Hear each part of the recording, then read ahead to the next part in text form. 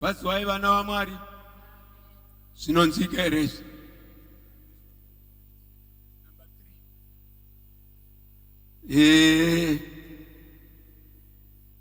Vandi panguvasi regaini mbopa avanguva vanongoimba chikorasi chimwe kana zviviri.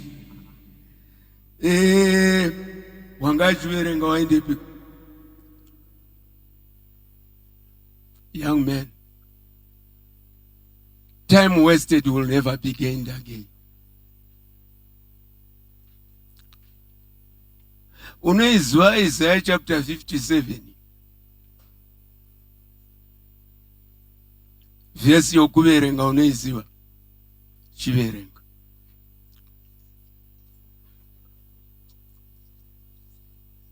Verse ya 19 unongotarira iri relevant. Kaisi relevant usaiverenga. Verse 57 verse 19. 57 verse 19. Yeah. Ndini ndinosika zvibereko zvemiromo. Ndini ndinosika zvibereko zvomuromo. All right. Ndini ndinosika zvibereko zvemiromo. Yeah. Zvanzi naJehovha. Aiwa. 57 verse 19 chet. Ndini ndinosika zvibereko zvei? Iverenge nechirungu iwe wakaibata. Oh.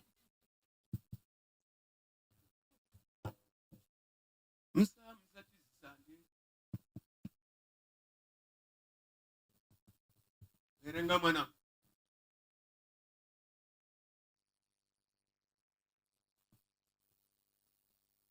Alright.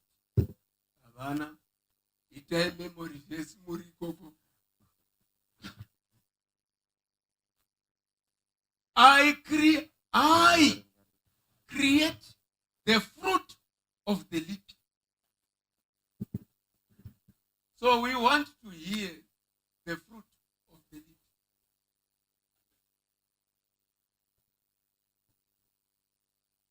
Mainzwa handisigonizi ndozvandakatsingirwa mukwaya asi ndinozvifarira. Amen. Nziyo dzose dzamaimba 297 ne132 ndonziyo dzomwe. This is our song of victory. Ingoimba ipapo. Ingoimba ipapo. Chero mukachera manunga asi panofanira kuva nevhictory.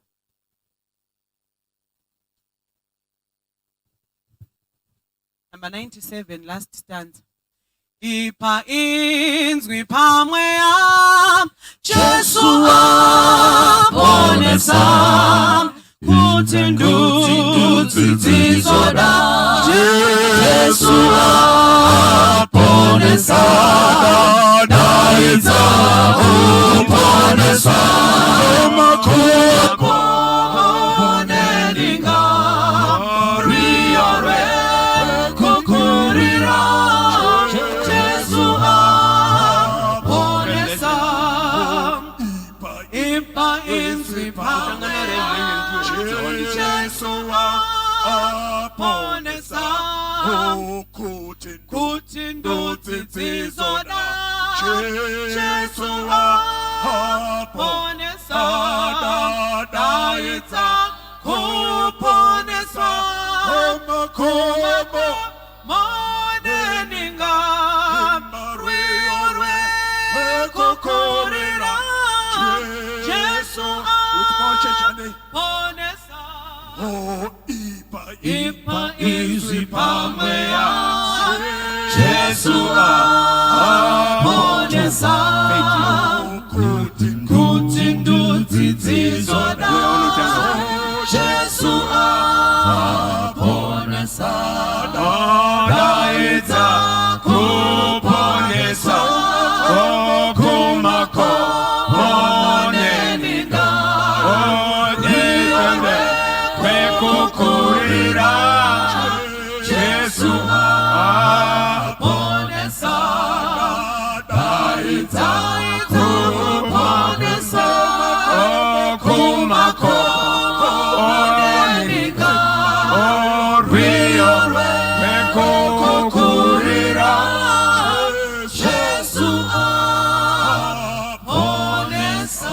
Amupawini. Ampawi. Amen. Zairwiyo rwokudii. Right? This is our song of victory. Munoziva chimwe chinonzi song of victory is prayer. Ours is victory after defeat. Vaya vanotaura vanoti vaimbi zvikai mwazi gugile sivati kudlula avambileyo. This is our song of victory. Apana nguva dzekukunda senguva dzemunamato. Soon and very soon sizovalelisa umtandazo. Sala kuhle isikhathi sokukhuleka. Farewell, farewell, sweet hour of prayer. Kwete kuparitsa. Our song of victory. In fact, when we pray, you want to invite God in your family. When you pray, come on. Psalms 91. Psalms 91. Verse 11.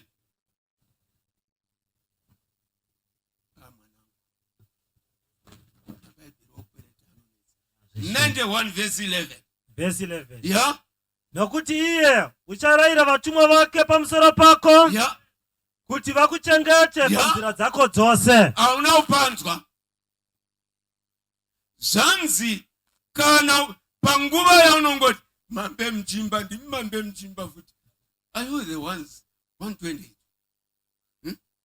Anguva yemnamato. Tenzi oswede kana uchida upinza Mwari busy pamuri yako namata. And verse yotiyo, I will command my angels to take charge over you. Sure. As you pray, he commands his angels to take charge over you. When take charge. Verse 12 yoti, ndichakusumudza kandichavarayira. Vachakusimudza pamavoko ako. Vachakusimudza pamavoko avo kuti urege kugumbusa rutsoka rwako papwe. You will be driving. You will be driving. Pane ngirozi inomanya nespeed yemota yako. When you drag the speed, it's not you. It's the angel. Not pane danger. Anditenderi kuti ugumbuswe rutsoka rwako. Vanokusimudza. That's why kana tazoponeswa. Munyori wandinofarira unotiye. Tapinda mudenga. Umwe nomwe ava mansion yake now. Hakuna LOM. You know what LOM is? Lodger on move. Kanata kwa begu chimbiwa nechibwana chachirepa ya basambara hariyo hakuna loja unenge uri mansion yako zikanzi your guiding angel ndio inenge inewe sanzi wobvunza pomboitwa reflection yezvakazviitika pano pasi zikanzi pamwe ndinoona rutsoka rwomunhu 1 pamwe ndinoona tsoka dzavanhu vaviri chii chaimboitika. Guiding angel yoti paunoona pane rutsoka 1 ndinenge ndakubereka ndobona kuti in danger. Paunoona pane tsoka 2 ndokuisa paside ndoona kuti you can go on your own. Muchada kuimba kana pasi. They the fruit of the lip. Yeah. They were the fruit of the lip. Saka tirekoti udi. Nas machain. Anofanira kudambuka. Machain anofanodi. Kudamburwa. Hii vesa nombuka. Nema kayei. Kama man. Swagazaruwa. Imboenda pana swagazaruwa mfa. Chapter 2. Pa verse ya 13. Verenga verse ya 13. Zvakazarurwa chapter 2 verse 13. Yeah. ndinoziva paunogara, ndinoziva paunogara iwe. ndipo pane chigaro chokushe cha Satani. Pakati teshe zvaipa kumba kwanyu iko kuya ndokwagere. Zvikai ndinoziva paunogara, ndo pane chigaro chobushe cha Satani. Zvino kana pane chigaro chobushe cha Satani, kukunda Satani tinogona kumukunda neminamato. Hatigoni kukunda on our own, tinogona kukunda neminamato. But you know what? We may be praying, but praying amiss. Someone said, most of our prayers are mechanical prayers. Kugona kurongedza manzwi mashoko tingagona kuzita. But it is in good books, no atinona mato. Saka uchinzwa Job achiti, uyu wati ndinoziva paugere, ndo pane chigaro choushe cha Satani. Michato inobvanyanguka imhaka yechigaro choushe cha Satani. Vana vanopanduka, unonzwa kuti mwana wakazvarirwa muchechi. Anyway, hakuna unoitirwa maternity muchechi. Takangozvara vana, they need to be converted kuti vave maKristu. The problem now is that we do have so many believers but very few Christians. Why is that happening? Because hatina bukama kama chapter 22 verse 21. Itabukama naye chokwadi. Iwe mfana usandinonosa mani unosumukire kwengoverenga. Verse 21. Shamaridzana naye zvino. Shamaridzana naye zvino. Uno rugare. Shamaridza imi mabuya ku prayer retreat. Shamaridzanai naye. Itai bukama naye zvino. Kuti ugoitirwa zvakadini? Ugoitirwa zvakadini? Shamaridzana naye zvino. Yeah. Uve nerugare. Uve nerugare. Ipapo chaitirwa zvakanaka. Zvai shamaridzana naye zvino. Kubuya ku prayer retreat. Munoziva here kuti Jacob, the conman, paakagona kuita bukama naMwari, pakuita mutsimba naye, mutsimba nemunamato, kusvikira ati handikuregedzii kusvikira mandikomborera. Zvikaishamaridzana naye zvino, tiri papfungwa inoti mukati medzimba muzere nokugomera, nokushushana nokushushikana. Chikonzero hatina bukama. Saka kana tisina bukama, zvikanzizvo shamaridzana naye zvino, zvigova zvakanaka nani newe. Don't worry about this one. Time yatopera kare. I will skip some of those. Psalms chapter 79. Psalm 79. Hakuna munamato usingagoni kunzwika nedenga. Hakuna. Asi munamato haugoni kunzwika nedenga kana tisina bukama naye.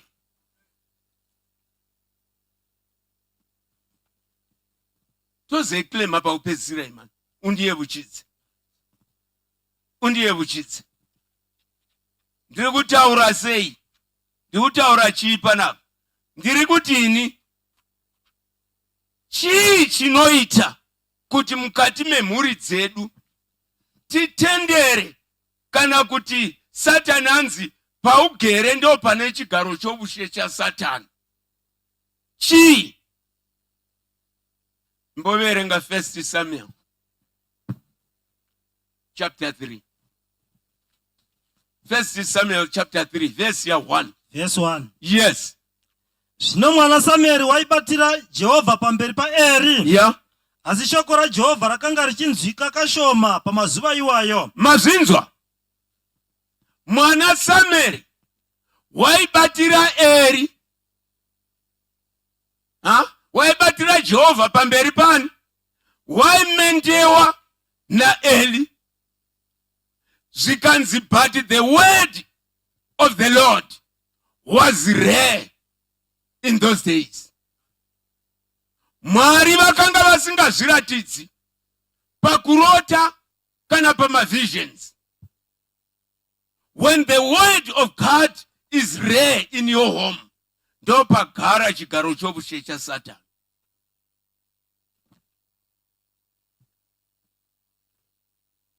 As long you neglect your times of prayer as families,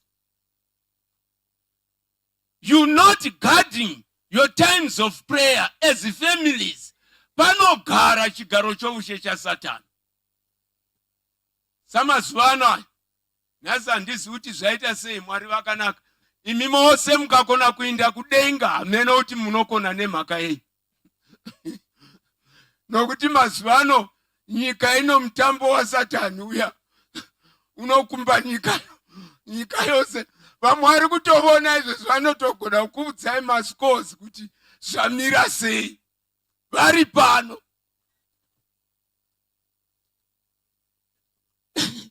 Hatiri kutaura mutambo uya unovharirwa navarume chete webhora. Zvino imi nhasi marumuka mukauya kunoku, kune vazhinji vaneglecta nyaya dzeminamato nemhaka yebhora. Bhora mutambo wa Satani. Tarirai kuti vanenge vakazara mastadium, asini the preacher ndinopiwa my chairs anongova empty. Thank God the chairs are not empty. We do have unseen watchers who is among us. Mwari ngavongwe. Kuna Mwari, it's not quantity but it's quality. So we do have quality here. Zvika izvo pamazuva omudhara Eri, Samueri wakanga achimubatira Jehovha. Asi mazuva iwayo shoko raMwari rakanga ronzwika kashoma. Mwari vanga vasingazviratidzi. Kana mukati medzimba dzedu tikaneglecta nguva dzemunamato, tikangoita wambotaura panapa watiye munamato unorongedzwa, ndizoka bhuku ramapisarema 5, don't worry about it. Kubva pavhesi ya 1, rwiyo rwamunoimba tenzi muchanzwa ndoimba, zvikaitenzi pamangwanani ndichakunzwisai inzwi rangu ini. Inoti ndichakurongedzerai munyengetero wangu ndigorindira. Munamato hauzwe hari. No. Uya kuti wenyu wezvana zvokuti tipe munamato wechikafu chinonamata chana chakabata bhatani reTV. Father bless our food, amen. Imi munoti ndo munamato wakanamatiwa pavakomana vaEmmaus paya. What Father bless our food, amen. Zvikai vakamuziva namasumudziro oruboko rwake, vakaziva neinzwi achinamatira chingwa. Masikati anaya kune mhuri dzanetswa, kune mhuri dzakasungwa nemhaka yaSatani waita bugaro hwake mukati medzimba dzedu. Asi Mwari ngavongwe nokuti ndiMwari vokunzwa munyengetero. Ndisandasvikapi. There are 4 wars. Kana tichaponeswa, pane hondo 4 dzatinofanira kukunda. Hapana nzira yatingagona kuponeswa kana tisina kukunda hondo idzi. Dziri 4. Moda kudzinzwa? Hondo yekutanga ihondo pamusoro pehama dzeropa. Hondo yechipiri ihondo yevavakidzani. Hondo yechitatu ihondo yevana vokubereka. Hondo yechi4 ihondo yako iwe pachako. Hondo idzi dzose dziri 4 dzakatarisana newe. As families, shoko raMwari rinongoti iro, that's Hebrews chapter 12 verse 14. Tsvakai rugare novutsvene navanhu vose, kunze kwahwo hakuna uchavona Mwari. Those 4 words. Hondo pamusoro pehama. Ndinonzwa vanhu vachitaura zvamadzinza nezvei kutaura zvemadzinza kusaziva nyaya ye-state of the dead. Timwe mutidzingire nemweya yemadzinza. Aiwa, hakuna mweya yedzinza rako, kune mweya yadhiabhurosi. Nokuti vakafa havana chavanoziva. Mukakurigwa navanhu vokuchipatara vanoziva kuti wakafa hana chaanoziva. Indai kuchipatara, mune female ward, mune male ward, children's ward, isolation yematernity. But kana vakafa vose hapana children's mortuary. Vose vanongeiswa mortuary 1. Chikonzero vanoziva kuti wakafa hachina chaachaziva. Saka imozotaura zvemweya yemadzinza ichibvepi. Kana taziva nyaya ye-state of the dead, tapukunyuka. Saka chii chinoitika? Zvikanzi izvo mukati medzimhuri dzedu, hondo pamusoro pehama dzeropa dzakakura. Munoziva here kuti hama yeropa, bhuku raMika iwe kana uchida kukuverenga 7:8 kuda ndiyo kana uchida kuverenga Mika kuda unoda kuiverenga 7 verse 5. Inonetsa mwanangu, iri uko, rega ngusarurire.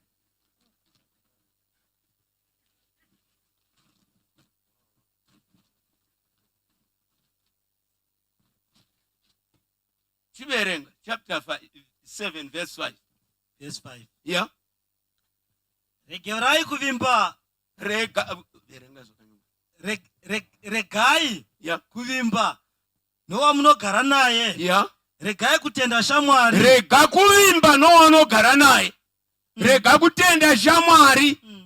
Imba, famba. Dzora miromo yako Pamukadzi uvete pachifuva chako.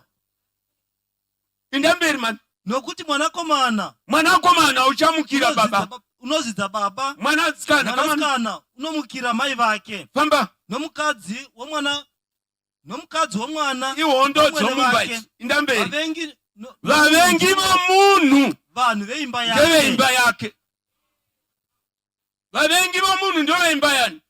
Hamuna kuverenga here Mapisarema 69 pavhesi 9. Jesu achiti iye, kushingairira imba yenyu kuchandiparadza. Vavengi vomunhu ndoveimba yake. Jesu Kristu wakauya kunovo kwake. Vavengi vake ndoveimba yake. Haana kuurawa navamwe kunze kwamaJudha. Veimba yake chaivo. Zvikanzi izvo, vavengi vomunhu ndoveimba yani? Ngwarirai hondo pamusoro pehama dzeropa. Dzinokonesai kuinda kudenga. Regai kuvavenga. Maziwa, kana mukavavenga statement inotsvakai rugare novutsvene navanhu vose. Zvavainda kuBhabhironi, vachibva kuJerusarema, vachiinda muvutapwa. Mwari unoti asindine ndangariro nemi, but namatirai guta kwamunoenda kuti muve norugare. Namatirai mhuri dzamugere nyangwe vasingatendi. Vanofanira kutenda nemhaka yenyu. Kudenga ati hamuindi neBhaibheri renyu neunifomu yenyu. Munoenda navanhu.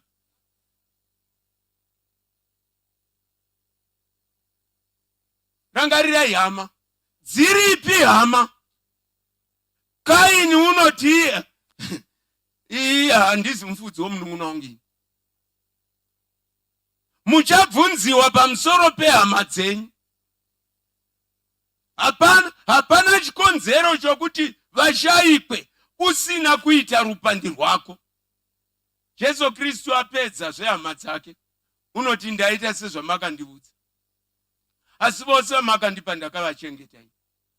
Hana urasikirwa nomumwe, kunze kwomumwe kuti ugwaro ruzadzike. tiri kuti udi wondo pamusoro pehama, wondo pamusoro pavavakidzani, manext door iwaya. Statement yeBhayibheri inotiyo, now then we are ambassadors of Christ. An ambassador is on duty 24/7. Vanhu vamakagarisana navo kumabvazuva, kumavirira noku ivavo vanhu ivavo vachakukonesai kuinda kudenga. What have you done for them? Satevedzera vamwe vandakazonzwa vachimba, tinovabudza vanoramba, sairema. Kwai tinovabudza vanoramba. Andaiva triangle ndiri mumba mangu manheru mazinovuya vogadzira ngoma dzavo dudu kwatosviba. Ndikanzwa tinovabudza vanoramba, ndakazarura window ndikapopota. Ndikati vanhu ava vangovuya vakagadzira ngoma dzavo vachivesa moto yavo. Iye zvino voimba kuti tinovabudza vanoramba. Ina havana kumbondiudza ini. Saka vanondimhangarira kuna Mwari kuti udii. Tiri kutaura pamusoro pevavakidzani. Nokuti kana nesuvo tinoimba kana vamuramba ari kumira. Vamuramba papi? Vamuramba papi? Mambo wabudze. Book of 1 Corinthians chapter 4 verse 1. Inotiyo. All people should regard us as custodians of the mysteries of God. They should regard us as ministers of the mysteries of what? Of God. Vane wezero. Vane wezero. Atigoni kuita wezero kuvavakidzani kana tisina mweya mutsvene. Rambai muchipabata. Hatigoni kuita wezero kana tisina chinyi? Mweya mutsvene. Theme yomusangano yanga ichiti chains broken, victory claimed, for thy spirit we plead. You can plead for the Holy Spirit. Asikana uchita cherish sin, Holy Spirit haipindi. Sikaivana, wondo pamusoro pavana. Nasi ndio yava theme yenyika yose. Vana vava out of hand. But chikonzero takarasa track.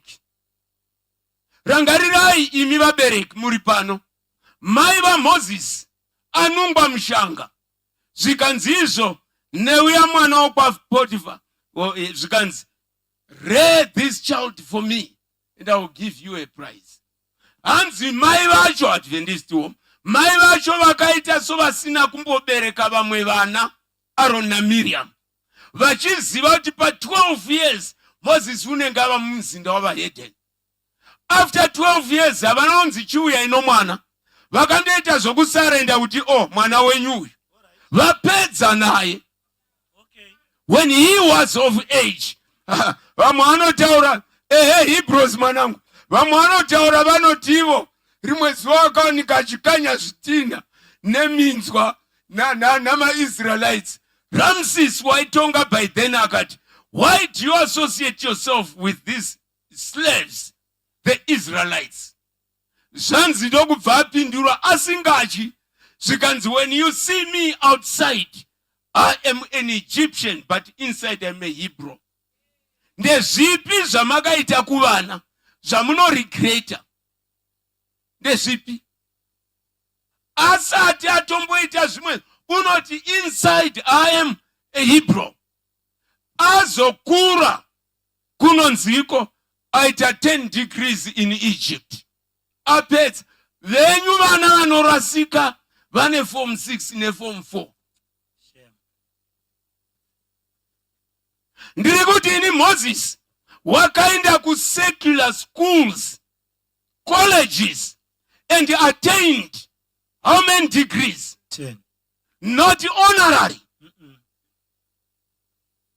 Wakaita art, akaita writing, akaita athletics, akaita music, akaita geometry, akaita literature, akaita philosophy, akaita astronomy, akaita law, akaita medicine. 10 degrees. Apedza unoti zviri nani kuitirwa zvakaipa pamwe chete navanhu vaMwari pakufarira zvivingu vadoko. Mai vakameja nomwana. Where is he? One of us, born and bred in Africa, is in heaven. Kana zvakaitika panguva iyoyo, zvinogona kuitika mukati memhuri kwako. Vana, they are not out of hand. You are out of hand. If you are out of the hand of the Creator, what do you expect to your seats? Come on, man. Jeremiah chapter 4. Come on, man. Jeremiah. Tarisakana irrelevant nezvandinotaura. Chapter 4, verse 22. Kasira mwanangu. Chapter 4, verse 22. Verse 22. Inoti kudini? Nokuti vanhu vangu mapenzi havandizivi, vakaita vana vamapenzi vasine njere vakachenjera pakuita zvakaipa, asi havane zivo pakuita zvakanaka. Sai vanhu vangu chii? Mapenzi. Benzi rakazvara mwana waro. Vana kati kasameja muvana kudenga atindi. Aisha Jeremiah unoramba achitopopota. Come on, 13 verse 20. Kana tikasameja muvana, hapana patinoinda. Tatizi hondo pamusoro pavakidzani, hondo pamusoro pehama dzeropa. That's your duty as a true Christian. Jesu Kristu ndo maaitambira imomo, muhama imomo ndo akapinda akaenda kuna baba isu tinopateta sei? Verenga mfano. Verse 20. Yeah. Ringira meso ako uone vanobva kumusoro kuboka rawakapiwa iro boka rako rakanaka kwazvo riripi? Uchabvunzwa kuti varipi vana? Hapana zvokuti ndavakaena. Unozviparira, wakazviparira nokuda kuwanikwa. Wakaramba uri jaya, vamwe vanotochemera michato pano. Muzvigone zvatinotaura izvi kuti minde kudenga. Nokuti zvimwe kufarira zvivi kwenguva duku, but for heaven it's eternity. But let me tell you, a wink of an eye can spell your destiny. Kungoti bwai chete, mukabwaira panyaya idzi, mukabwaira panyaya dzavana, zvikanzi varipi vana? Boka randakakupa riripi? Hondo yourself kunotaurwa nomwe murume anonzi Alexander the Great. Munguva yenhoroondo zvikanzi he went to conquer and conquer. Apedza kukonga nokukonga, zvikanzi akatsvaka kuti ndoendepi kumwe kwandingandokonga. Ndobva vakomana vemutoriro vabuya, zvikai mungarova zvimabhorosi zvingani, zvikandorova zvose gi wafa. Wakagona hondo potse pasi pose, akanzi the Great. Wandinonamata ini the Creator, haana kumbonzi the Great. Asi Alexander the Great wakafira pandari. Agona hondo yavavengi, nyika dzose akwaza, zvikanzi wakakonewa hondo yourself. Kune magenerals ehondo. Ndatini nyangwe mukati medzimba varimo, vanopedzisira vati kuzvisungirira kuri nani, chawakonewa ihondo yourself. Ellen White what? Hakuna hondo yakamborwiwa pasi sehondo yourself. Hondo iri muhana umu, nyangwe Hitler anomboirwa muhana dzavanhu vakanitarira. Asi uripo mumwe chete unogona kutisunungura pahondo idzodzo ndiJesu Kristu. Let's hear the prayer. Uku chabe banami 79 imbotarisa 79 verenga verse 11 79 imimoto zauti nderipi bhuku rina 79 Mapisarema chapter 79 verse 11. Kugomera kwomsungwa. Inzomfana zvekudi Kugomera kwomsungwa. kugomera kwei Kwomsungwa. ya Ngakusvike kwamuri. ngakusvike kwamuri Nobukuru bwesimba renyu. nobukuru hwesimba renyu. Chengetai vana vorufu. Munapa wine. Nasi panapa tirikita kugomera kwomsungwa. Chatiunza pano ndechokuti takasungwa. Asi kugomera kwomsungwa ngakusvike kwamuri kumsoro. Zvikai zvai chimwe pazasi ipapo ngakusvike kwamuri nobukuru bwesimba renyu. nobukuru bwesimba renyu. Chengetai vana vorufu. Chengetai vana vei. We were all born with a terminal disease. Death. Marinda ogawa is a question of time. But Maringa avongwe. Ours is victory after defeat. So simbari no murume unonzi Jesu. Unosunungura. Vasungwa. Vanogomera. Pazuva ranhasi. Simba rainaro uyamboti all power. Anoti all power poka. Revelation 1 pa verse ya 70. Zvikai ndakanga ndafa. Tarira ndiri mupenyu nokusingaperi. Tobvoenda mberi zvikai ndine kii dzerufu. Nekii.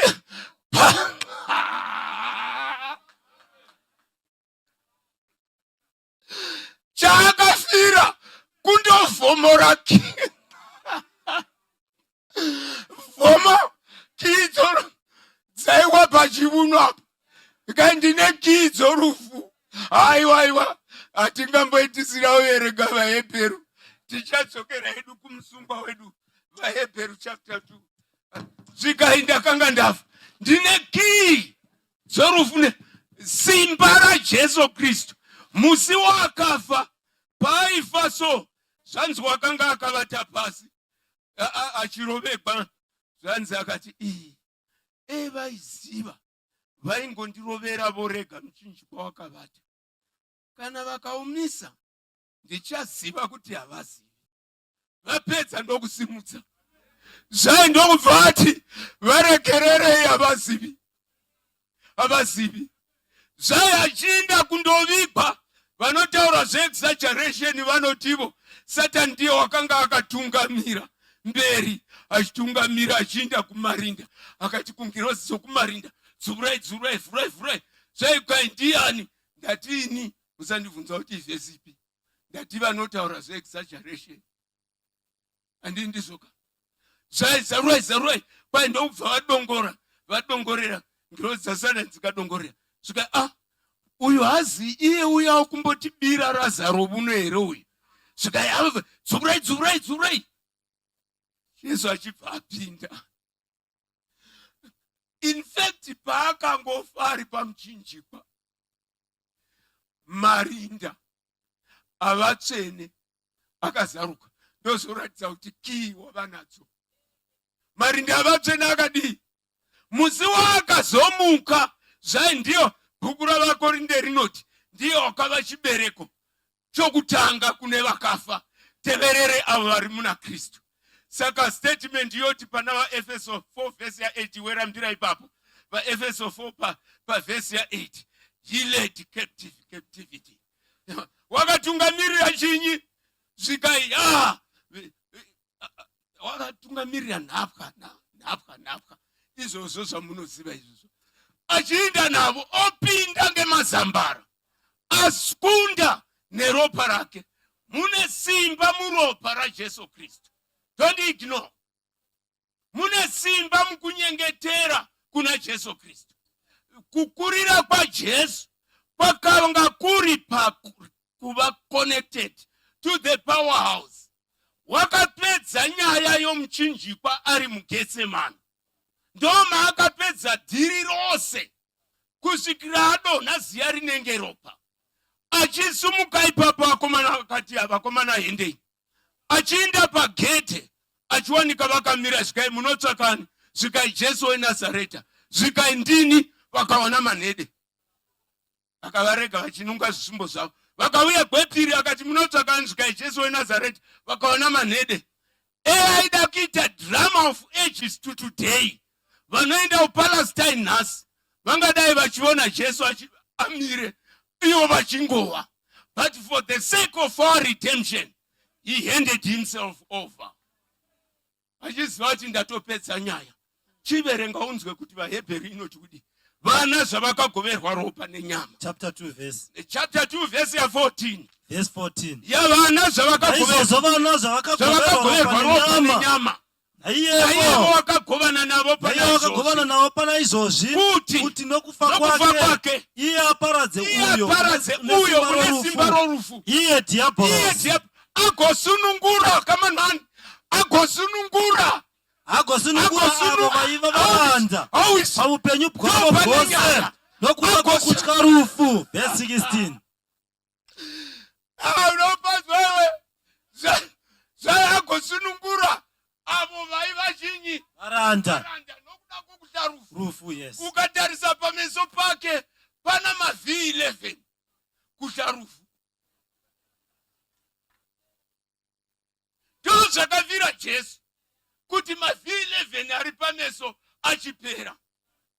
Vose vanosungira muchivuno kutya rufu, vanosungira mumavoko kutya rufu, vanoenda kuzvibhotoro nen'anga kutya rufu. Zvikaendo zvaakafira kuti aparadze uyo une simba rorufu, agosunungura avo vaiva mudetention kwovupenyu hwavo hwose nokuda kwokutya rufu. Ndo chikonzero chauya pana. Chains broken, victory won. Then we plead for the Holy Spirit. But Jeremiah unenyaya. Pana Jeremiah tichaupedzisira namapisari. Jeremiah unenyaya. Waenda pana Jeremiah. Unomdi Jeremiah 3 verse 3. So watoibata tichakudi 3 verse 3. We now going to pray as families. Mumwe nomumwe ngarangarire kumhuri yaanobuda. Ngarangarire. Hamurangariri here riya dzenga rinotaugwa paya pachapter 16 ya don't worry about it. Ya Ruka. Zvika ndiyo. Zvikai Lazaro. Abrahama. Chifuva. Pachifuva. Zvikai mufumi. Akati dotu mai umwe aende andovudza vokumba kwangu. Kupepuka bako aniwane mvura. Imimi hamusati maniwane mvura imi. Uyo akabiswa madhimoni handi waisungwa achidambura makazhu, achidambura macheni. Musununguri asvika unosungwa namakazhu oruponeso. Unoti ndakuteverai kwose kwamunoinda. Svikaina Jesu inda kumba kwako kuhama dzako. Undovavudza zvinhu zvikuru zvawakaitirwa naShe. Pamunobva pano kana masunungurwa zvechokwadi, maita encounter with your creator, indai mundovudza hama dzenyu. Camp meeting is coming. Indai mundouya navo camp meeting. Indai mundovachemera. Vachemei vari vapenyu. Kana chiita kufuka dhuku tema kana chitende, vagoti unochemani handivazvijaira. Muti ndinochema imi. Mwanakomana murashiki wakanzi wakangafa wararama. Inotudi chapter 3:3 just the first part. Naizvozvo wakanyimwa mvura inopfuna nemvura yokupedzisira yakanga isipo. Zvanzi itamukama naye. In the first place, Jeremiah ari kuadresa situation yomumwe nomumwe wedu pano. Inoti iyo, naizvozvo wakanyimwa mvura inopfuna nemvura yekupedzisira yakanga isipo. Kana mchiverenga, kune vanhu vari kupleada for the latter rain. Vazhinji vagere panapa. But what effect has been done neformer rain? Ndozviri kurehwa kuti you are claiming the latter rain, but iwe pamvura yokutanga the former rain hapana kumbowanikwa upfuna mbuya kana kuri kwedu mazvingo. Zvai uchitarira huma yako yakangoramba iri huma yechifeve. Chikonzero hauna kumbowana upfuna mbuya. Why do you claim for the latter rain? Let's claim today for the former rain. Kana taingava ne former rain, taita zvaita vana Peter. Vana Peter waiti achifamba achinda. Voti Peter ari kuinde piskai unoenda kunorth. Svikai mumvuri uri piskai uko. Svikai ratsikai vagwere. Nasi vanhu vanototetakisa mavoko pamusoro. Nokuti vanotya kuti ndinozonzi ndindaroya. Unongoti uchisa mavoko pamusoro wonzwa ke munhu uya wamakanamatira wafa. It's hard. Tirikutaura neformer rain. Vana Paul vakazouya later. Zvanzi handkerchief dzake ndodza basa rawandisa kutuma handkerchief kuti endai nayo mundiisa pano vanogwara. We are not to chase for the miracles this time around. No, we are not to chase that. Isusu ours is faith. Faith sees even through the darkness. It's not by sight, but by what? By faith. Rutotaura Selected Messages, Book 2. Pa 54. Zvikanzi Jesu anautendera kuti sangano rake ramazuva okupedzisira rimeje panyaya yamamiracles. Mamiracles kwatiri tinotenda mamaina. You are measuring in minors. Zvikaine makai nokuti Satan wakameja muma miracles. That's why kuine machechi akawanda anoita miracles. Ours is by faith. Kana pasina kutenda hazvibviri kumufadza. Zvikai kuna Jesu Kristu. Ndiye wakaparadza rufu. Akabudisa pachena bupenyu nokusavora nenzira yeevhangeri. Ndi Jesu Kristu. Jeremiah, what we need, the Holy Spirit. It's now when we have to claim for the Holy Spirit. Former rain ikava nema effects machechi zedu anozara. Ikava nema effects. In fact, former rain yoga ikaita ma effects epa Pentecost totoenda kumusha. Tatopedza nyaya. Zvino former rain zvaisina ma effects ndo zviri kurebwa na Jeremiah kuti wakanyimwa mvura inopfuna muJorodhani wakangonyorovesa hembe baba. Varipo vanodzinyorovesa nyangwe vanodhidha vaya vanoita swimming. Ndozva wakangoita. Wakangonyorova hembe. Asi Holy Spirit haizi mvura. Holy Spirit kararamiro. There is a missing text in us. That's why the Holy Spirit doesn't reside in us. The missing text is Matthew chapter 6 verse 10. Thy will be done on earth as it is in heaven. As we will live thy will, heaven will come down. Ezaitika kuti pano nebuwandu hwedu tigere pano izvozvi 3/4 kana kuti 1/4 of us irarame thy will kudenga tainda. There are cheap threads woven within our characters.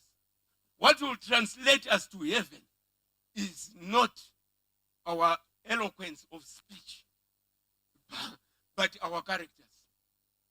Saka, pata kunamata iko zino. Tinovanira kunamata.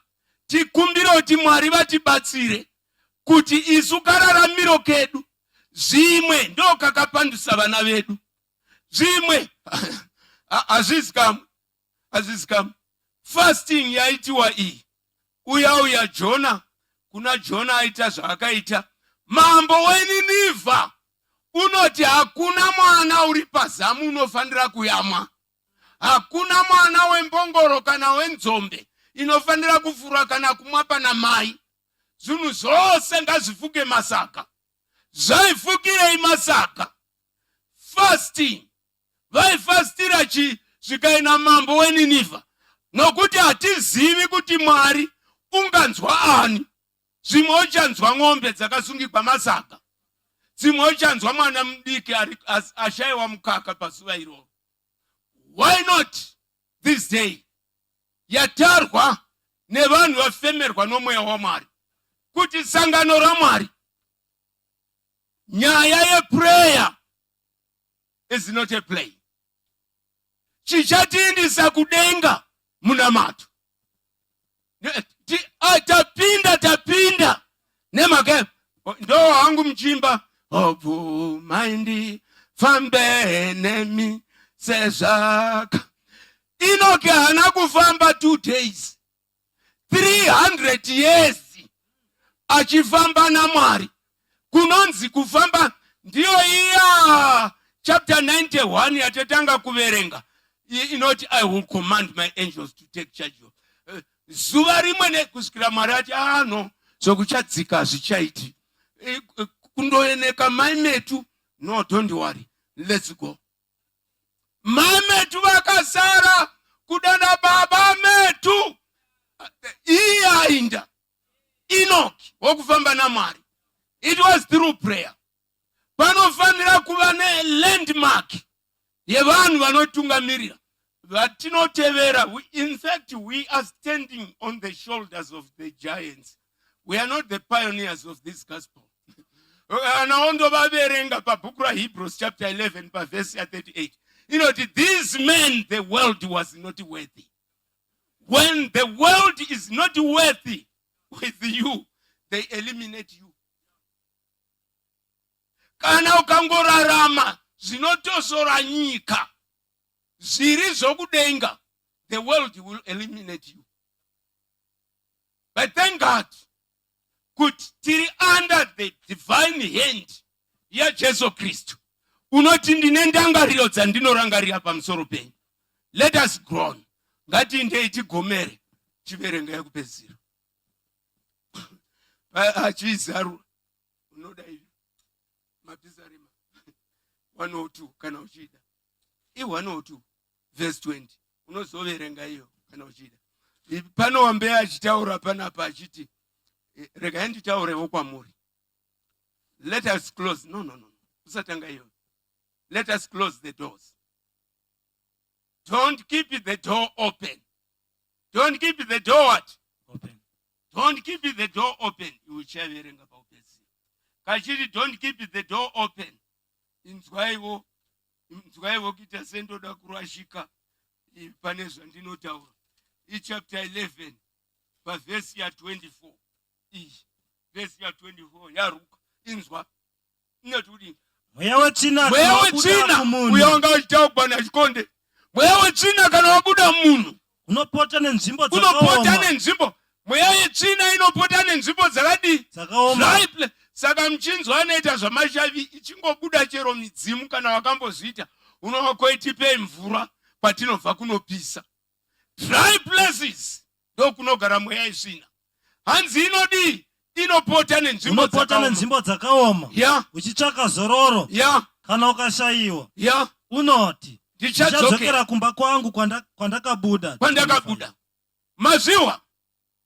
Zai mweya wechina unoti ndichadzokera kumba kwangu kwandakabuda. Yes. wobuya woiwana imba yacho yatsvaigwa, kana wasvika unowana yatsvairwa yatsvairwa, yanatswa. yanatswa. Hapana activity yaJesu Kristu.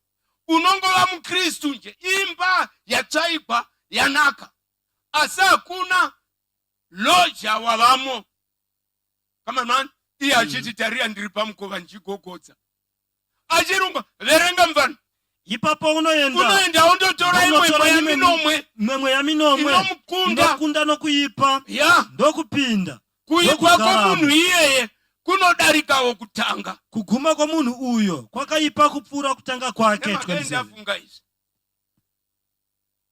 Zvanzi umwe murume wakanga achilojesa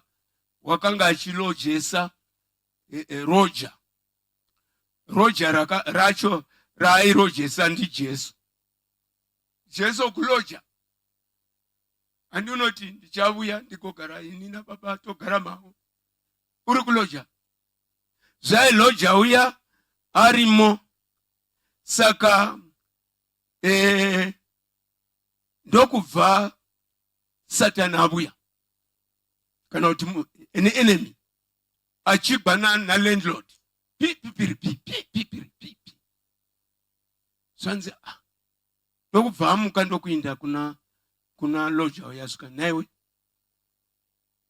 ini ndakanga ndichigwa nomuvengi wangu, iwo ukarambawo urimo nemhaka iyi. Zvika ini ndinongova nekii yedhoo rangu, handina kumbowana access yokuti ndiwane kubetsera. Alright, saka ndakupa makii emba yose, upiwa makii emba yose. Muvengi uya achibuya samazuva ose padhoo gugugugu, Jesu Kristu ndokubva amira pamukova. Zvai Satani achingovona achiwira pasi akati, sorry ndarasika, haisiyo imba yandanchida. I'm saying go and close the doors. Amen. Don't open the doors. Christ is there. And he is there for you. Saka, he is reading our last text. And you want to sing a relevant song. You get it. Verenga verse 20. Kuti unzwe, kuti anzwe kugomera kwomusungwa. Verenga zvakanaka mwanangu. Kuti anzwe kugomera kwomusungwa, kuti asunungure vana vorufu. 21. Tava kupinda panguva yeprayer. Zvai unofanira kunzwa kugomera kwomusungwa. Isu we are prisoners of hope. Prisoners of what?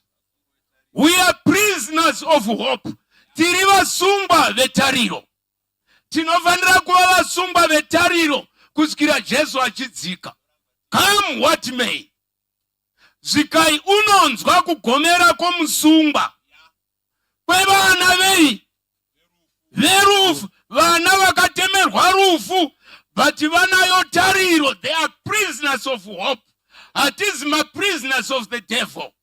Nemhaka yekuti Jesu Kristu wakadambura maketani ose, zvikai kana uchiverenga vaKorosi inototi wakabudisa dhiabhorosi pachena kumunika kuti vanhu vavone kuti takuziva nyama kuti chinokuzipisa munyu. Panguva ino we going to pray as we close. Bhuku Job chapter 36 verse 8 to 11 inoti iyo, zvino kana vachinge vabatwa namabote okutambudzika. Ndiani usina kubatwa namabote okutambudzika?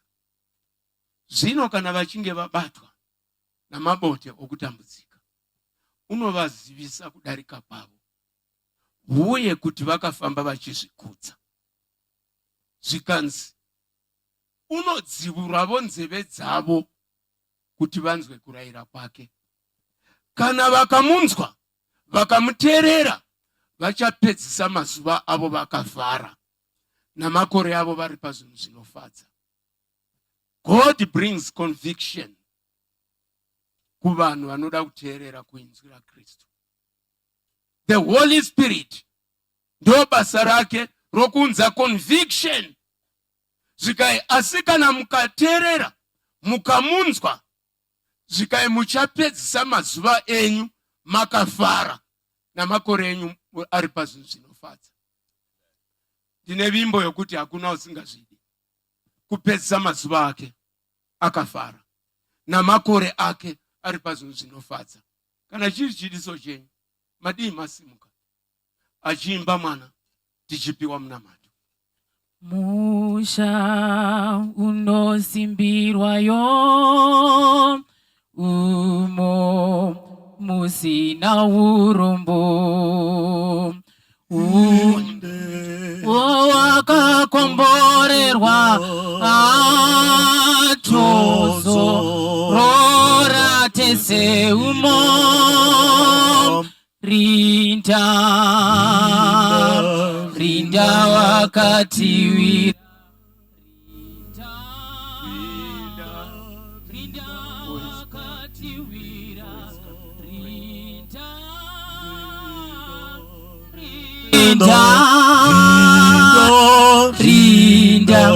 rinda usashore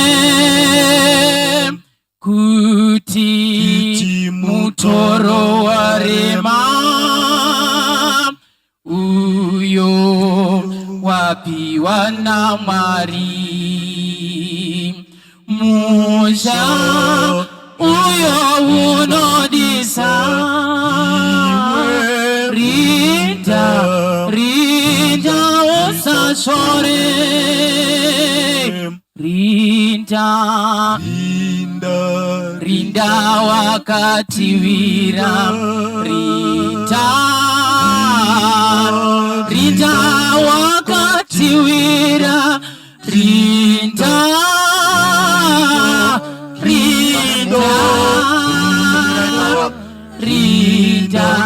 rinda usashore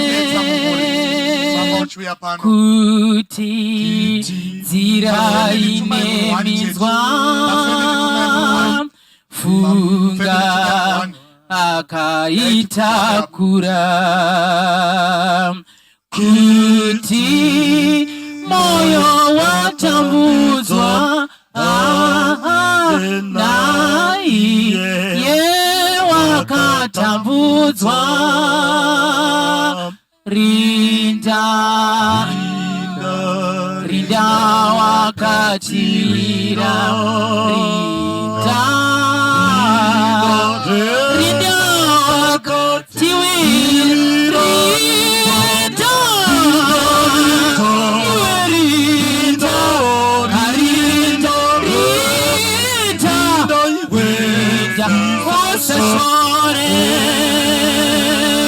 rampa wakatsungirira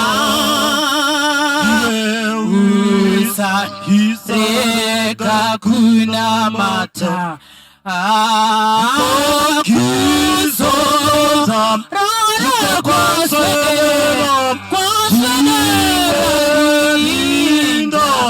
rinda usashore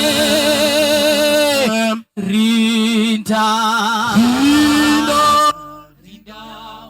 wakatiwira rinda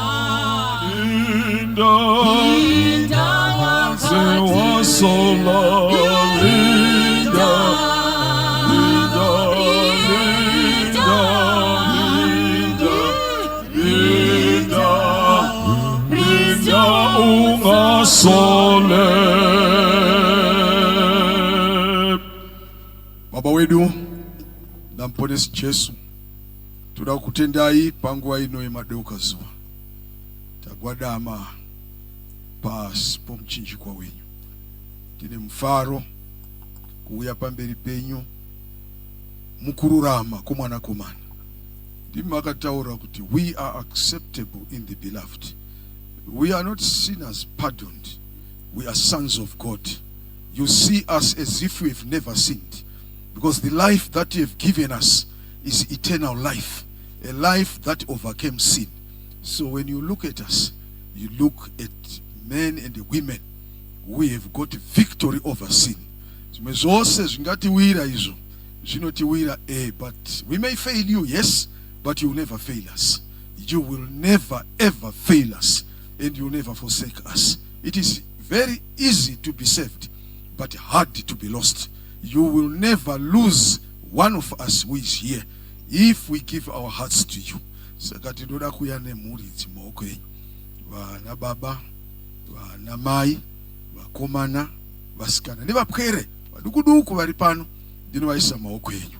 Vapoteredzei nerumenda gwenyu. Satani nokuziva nokuti wakaruona pana Jobho akarutsa, ndimi makatozosudurutsa. Saka tose you have hedged us so that the enemy cannot enter. Imi moti kana pane chakuwirai ndini ndatendera, otherwise hakuna unogona kubreka pamavhara ima, hakuna Jehovah, hakuna. Saka ndinoisa security in this your people, that they are so secured, so protected. Your love is a great protection yokuti hakuna chamunotorerwa chamabata. Saka vakomborerei, vaitire zvakanaka.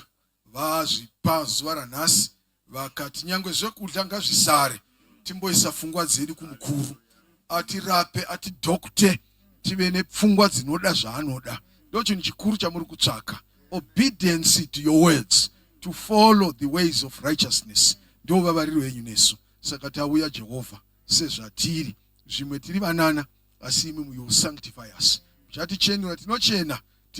Muimba wataura wani patasvika pano kai, hazvinei zvitema izvo, zvinopera, kuyapela, kupela kuti nya, kusara pasina chiripo. You have never called saints, you called sinners, and sanctified them, and they made them to sit in the courts of heaven. Ndozvatoziva isi. Saka takadai sezvizvi, pasawa nezvinozvitarisira pasi, nyangwe akaremerwa zvakadini, that's little before God. Zvinhu zviduku izvo, uye Mwari haanei nazvo, ane chokuita nemoyo yedu. When you sanctify us through and through, we will resemble the divine similitude. Tichararama chete, muchavona zvijesu zvakawanda panyika ino. Tinofamba, tinotenda Ishe, rambai muchingotinatsa zuva nezuva. Akara segwegwa toimba senyenyedzi kudenga, tipenye tiri munyika yerima ino. Ndimwi Jesu wani makati handidi kuti muvabvise panyika, asi vachengetei kuno wakaipa. Saka Baba, tichengetei kuno wakaipa, tiraramire kururama. Takutendai matinzwa. Komborai vana vedu vadukwa, vakomana vasikana. Nyika ichina kumira zvakanaka.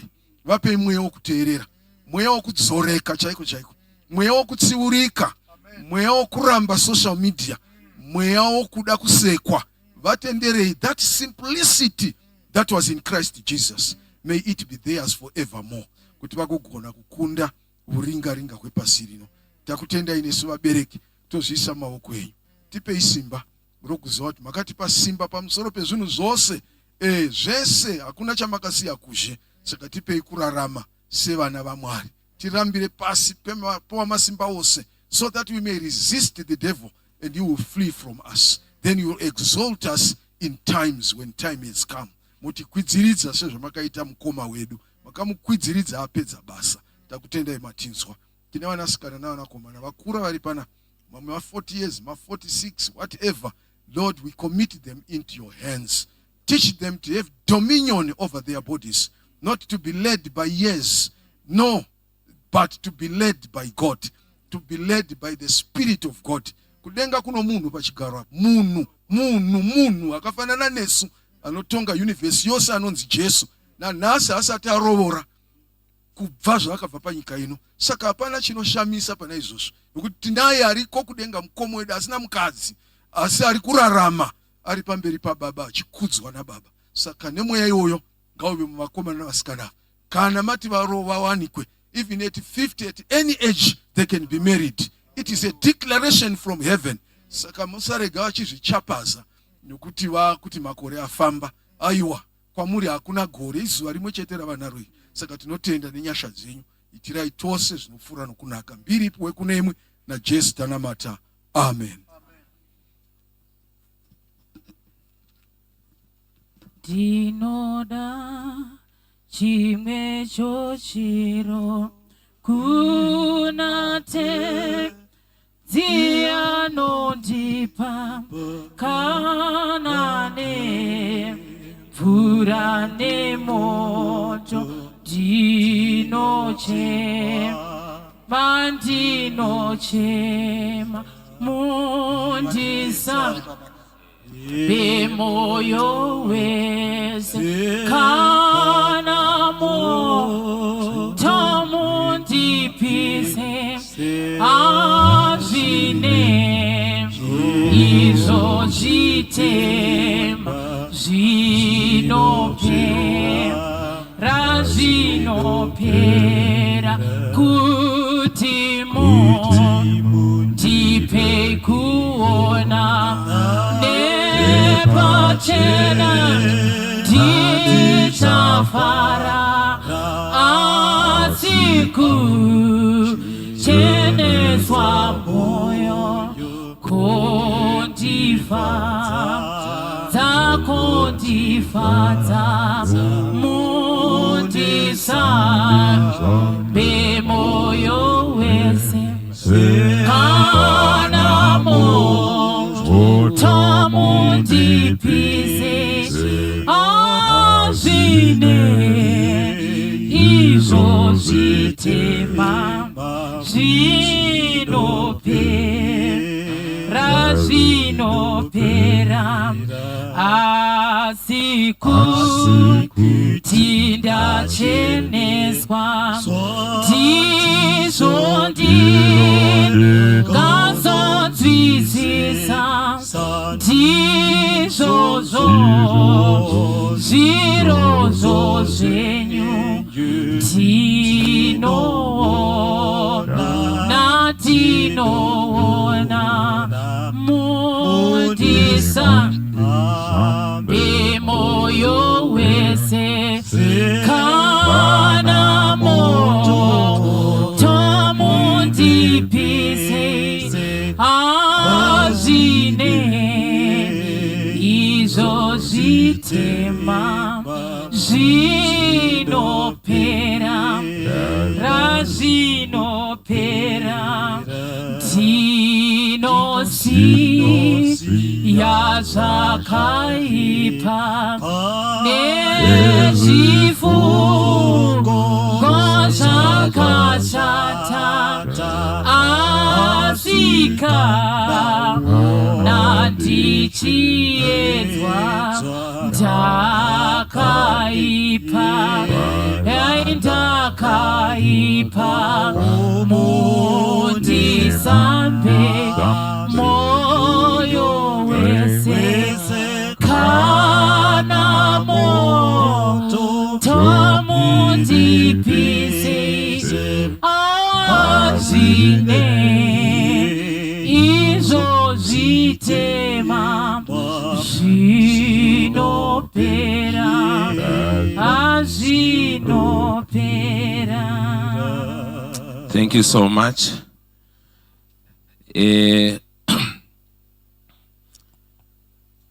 Suararereka nditi ya waragara mususu warova yake ngaise musamba unogona kuenda kumba usina usavi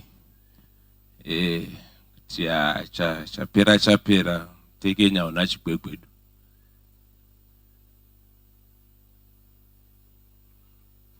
Saka chava chigume kuzvacho wafa So we are going to enter into our very last segment, and then we call this a day. Tichakumbira tanga chida kuregeti zvite tida kuti tiimbirwe zvinyoronyoro panapa, and then quickly we form up in pairs, exchange requests, and then we pray for each other. Is that okay? Soon after that, tichakumbira Mukoma Dlamini na Due. They will lead us in 2 songs. Soon after, Pastor Naru come and give us our benedictions, our charge, and the last words for the day. Then he prays for us. Then it overtaenda. Musabva musina munamato wekutiperekedza kuenda nditi. Saka, this is the program. We are going to do it as quickly as possible, so that by kusati kwavira vanhu vanenge vafamba. So this is what we are going to do. Chakumbira mutiimbire tombonamatirana ipapo patiri.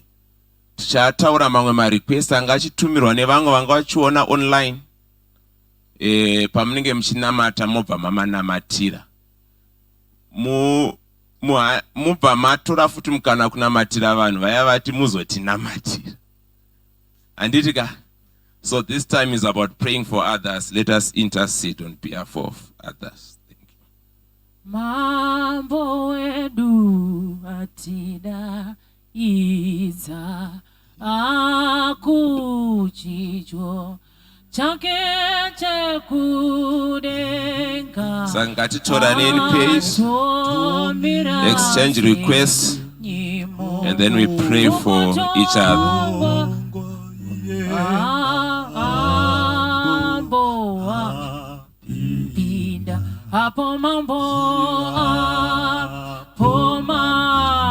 Batiri kunamata tinamatire na Felicine arikuti iye my marriage is falling apart. Saka namatirai iyeye nevamwe vane michato iri kurwiswa.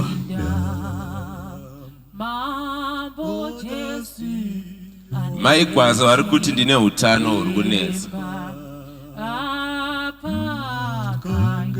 Munamatire utano hwavo nevamwe vari kurwara.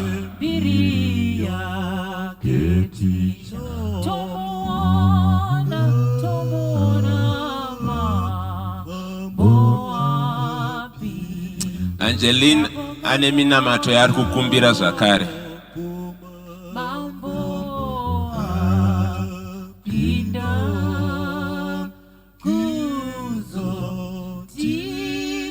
Tinamatire naKudzwe ari kurwara.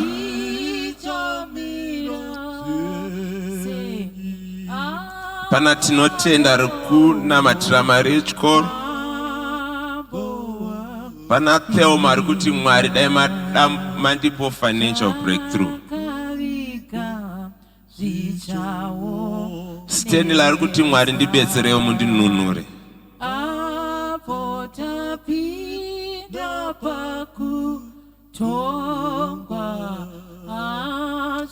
Lorraine ane cancer ari kuti Mwari mundirangarirewo.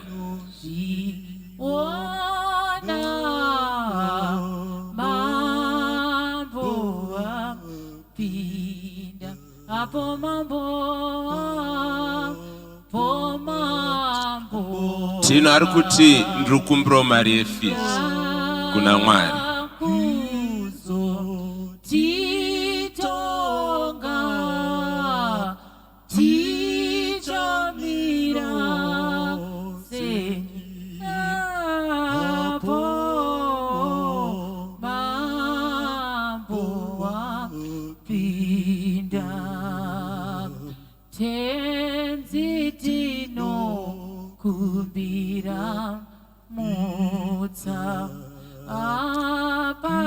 Polite ari kuti namatirai muchato wake.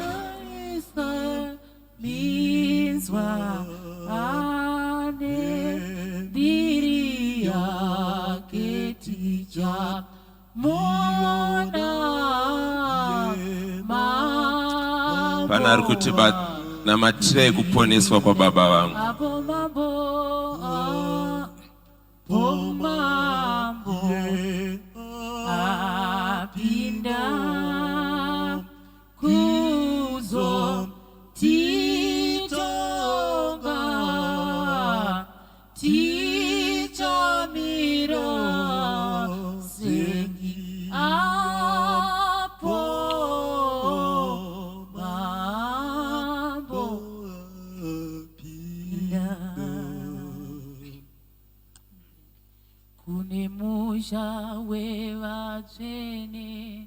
Vozorora munyika uko muponesi wangu akandikadzirira kune zororo ikoko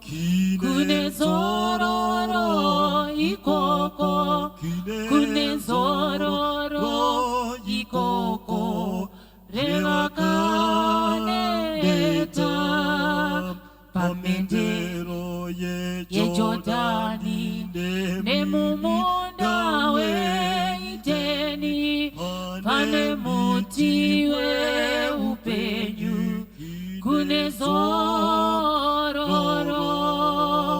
andigadzirira imba inogara narini pandichazogara kunyika iyo itsva kune zororo ikoko kune zororo ikoko kune zororo ikoko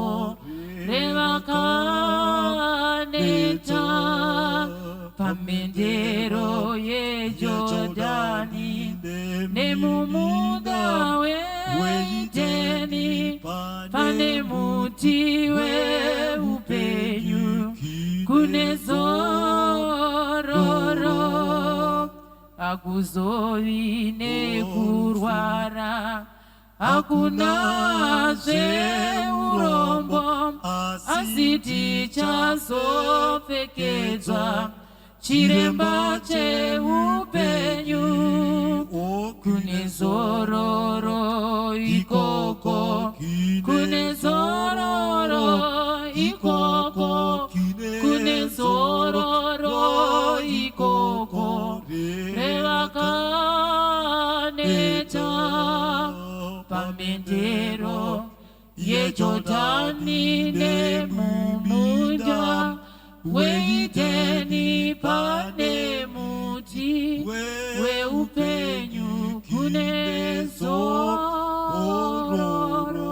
zororo ndiri kufunga nekunaka kwenyika iyo ndichasvika kowira netsitsi ndichamira namuponesi ndichawana nyere dziere chiremba wana nyere dziere chiremba mumane ruzuva rovira ndomuka ndaponeswa tove kumusha nditsawa nenyere dziere musimba baratenzi ndodaku namatandi wese muwani wemweya hereti yekupenya inga veyangu pamusi unotyisa kwazvo chiremba ndichawa nanyere dziere chiremba mumane ruzuva rovira tomuka ndaponeswa tove kumusha nditsawa nenyere dziere ndichafara kuona usu wa Jesu tomupa rukudzo narini zvichandi fadzamu mushawe ndarama kuti ndikawana nyeredzi chiremba ndichawa nanyeredzi yere chiremba mumane ruzuva rovira ndomuka ndaponeswa tove kumusha nditsawa nanyere